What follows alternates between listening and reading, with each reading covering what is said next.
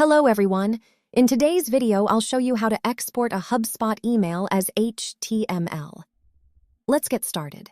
First, open your browser and go to www.hubspot.com. Click the Login button and enter your credentials to access your dashboard. Once you're logged in, navigate to the Marketing tab and select Email. This will display a list of all your marketing emails. From here, click on the email you want to export. This will open the email details page where you can review or edit the design if needed. Next, head to the top right corner of the screen, click Preview and Test, and then choose Preview Web Version. A new tab will open showing a live preview of your email.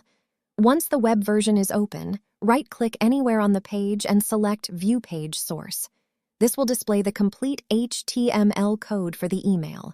To export it, highlight all of the code by clicking at the top, scrolling to the bottom, holding Shift, and clicking again. Then copy everything. Now open a text editor such as Notepad or TextEdit, paste the copied code, and save the file with an .html extension.